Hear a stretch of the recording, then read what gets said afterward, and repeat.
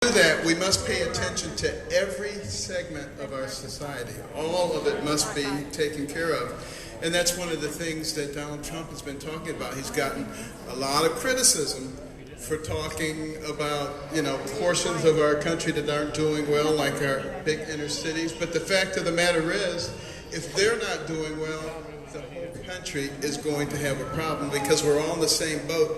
And if part of the boat sinks, eventually the rest of it's going down too. And that's one of the reasons that we're called the United States of America, not the divided States of America.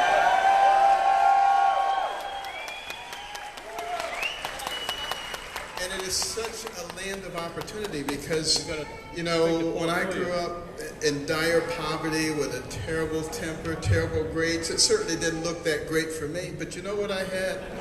I had a mother who believed in me. That's what made the difference. And she got me to understand that the person who has the most to do with what happens to you in life is you. It's not somebody else. It's not the environment. It's not even the government. And once you understand that, it makes all the difference in the world. And that's one of the things that I've had many conversations with Donald Trump about. The potential of our people and the importance of education once again. Our founding fathers talked about the importance of having a well-informed and educated populace. They said if we ever have anything other than that, the nature of the country will change because people will be easily misled. And if you ever look at some of those man-on-the-street things and they go out and they interview people about basic stuff, you'll know exactly what they were talking about. And it's why he is emphasizing education so strongly. Because if you give people a good education, they can write their own ticket. It doesn't matter what their ethnic or sociological background is. That's why we must concentrate on that. We must think about school choice. We must think about vouchers so that people can go to good schools and that the failing schools either get better or disappear. Either one is okay, as long as we get our people educated. That's what's important.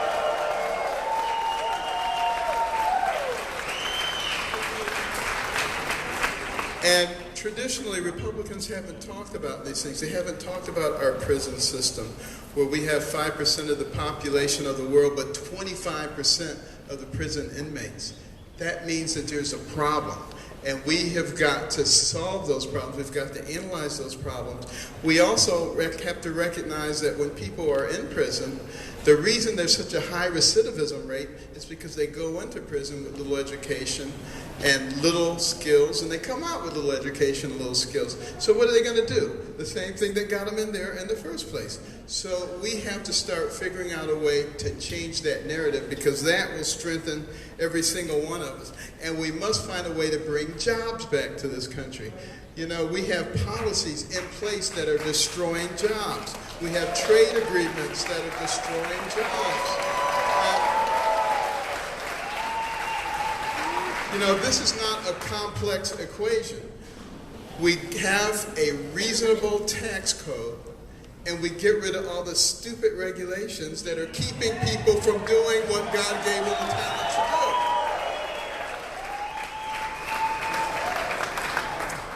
do. And then lastly, we must bring back values and principles that made us into a great nation.